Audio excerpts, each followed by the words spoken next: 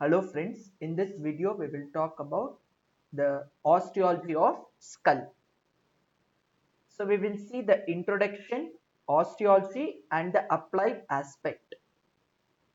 So the skull is a very hard bony set which is going to cover our brain. So it has 22 bones, 8 are cranial and 14 are facial. So mandible is exception. Why? Because it does not have any suture. Mandible is not connected by suture. It is mobile. Articular surface is there. Remember, the bones of the skull will be connected by suture except the temporal bone and the mandible. They will not be connected by suture. Instead, there will be articulation surface.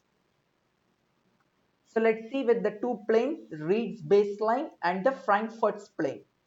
Okay, so the red color is Frankfurt's plane, and and this is a green color Reed's baseline. So what is important point? Frankfurt's plane is coming from where? The occipital bone. Reed's baseline coming from this one, external auditory meatus. So as I told you, Reed's baseline coming from external auditory meatus, Frankfurt's plane coming from the mastoid process, sorry, the occipital bone. They will all meet into the infraorbital margin as we are seeing here. Let's see now different orientations of skull. Frontalis is one, then lateralis, then occipitalis, then verticalis, and then finally basalis. Let's go one by one.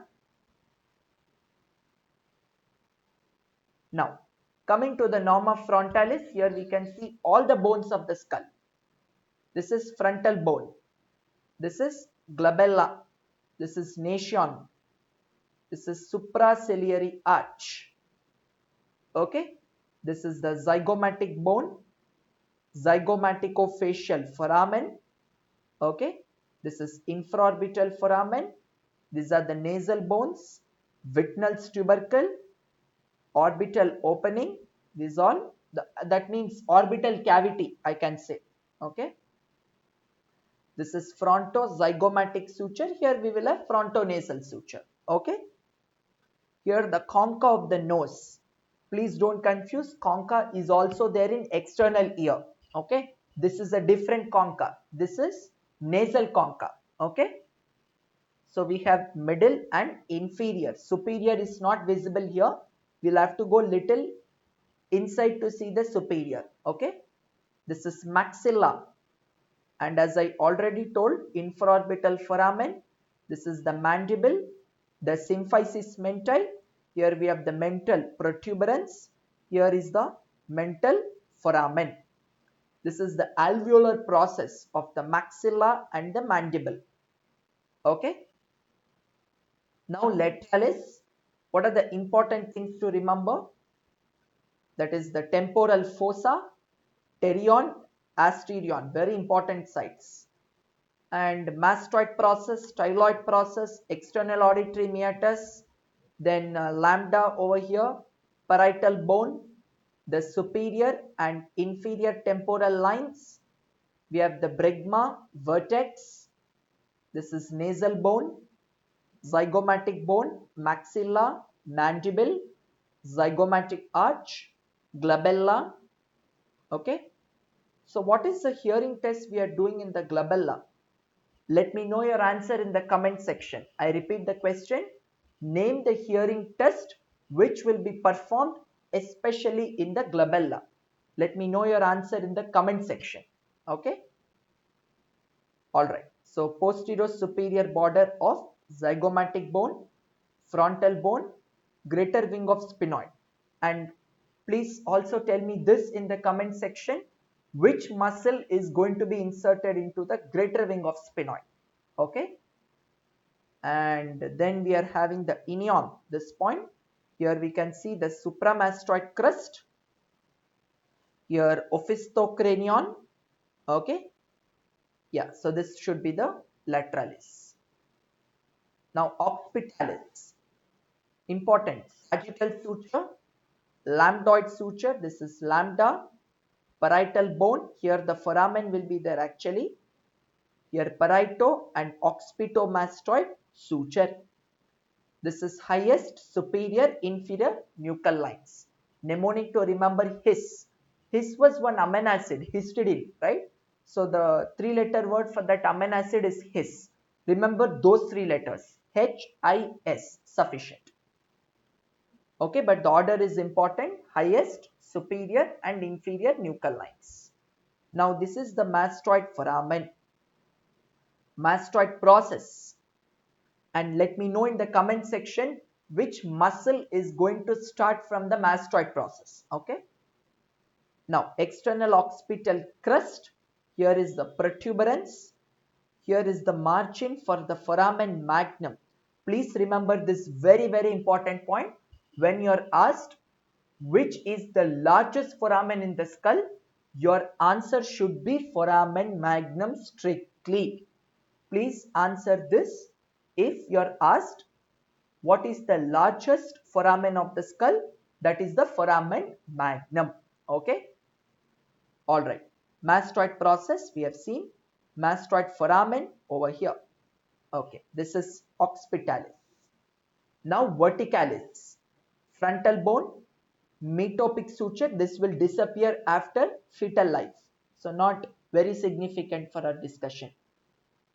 Now this is coronal suture, sagittal suture, meeting point is brecma, parietal bone.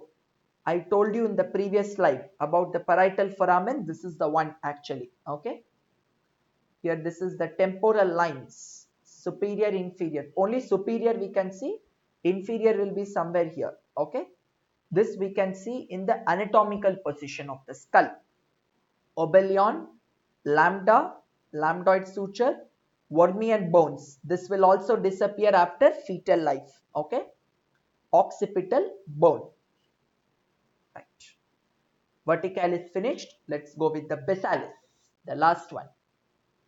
Here we are seeing the incisive canal, the fossa, incisive fossa, the hard palate over here.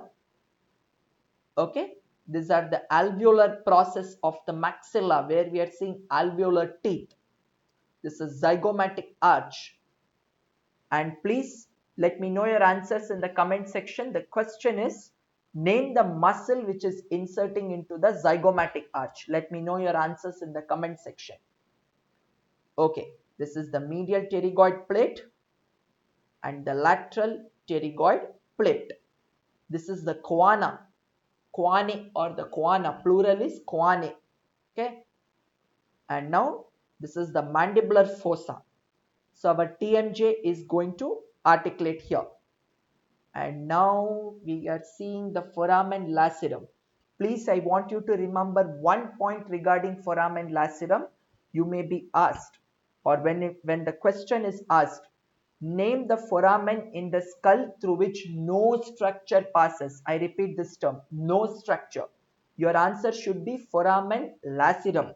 Hardly we can expect some emissary veins to pass or some cartilage might be there, but otherwise please remember foramen lacerum, there is no structure going to pass through. This is very critical point when it comes to basalis. Okay, now this is foramen spinosum we are seeing here. This is the spine of the sphenoid. Okay, this is the pharyngeal tubercle, the carotid canal, so the external internal carotid arteries will be passing. Now styloid process we know, this is mastoid process. Then hypoglossal canal, what is the nerve named after this only? Hypoglossal nerve. Okay, this is occipital, sorry, this is condylar foramen, occipital condyles. Okay, here we can see the inferior and the superior nuchal lines, external occipital protuberance. Okay, then this jugular foramen, this is very important. Okay, and this stylomastoid foramen, through this please remember facial nerve passes. I have told you in the Bell's paralysis that The stylomastoid foramen gives rise to one important nerve, that is our facial nerve. Okay, so right now the greater and lesser palatine foramen. Vomer, this is the vomer. Okay, so that is about the basalis. Let's see the applied aspect fractures of the skull. I want you to remember three sites of fracture. That is here, the maxilla, the second site here, where it's touching the zygomatic bone, the nasal bone. So this site and C, okay, that is the orbital cavity, okay. So this is called Leafort fracture. Please remember, the fracture of the skull is named after Leafort. So three areas of Leafort fracture, this green line 1, blue line 2, red line 3. Okay, so these are the three sites. References from where I took the pictures. That brings us to the end of the video. Thank you so much. I'll see you in the next video.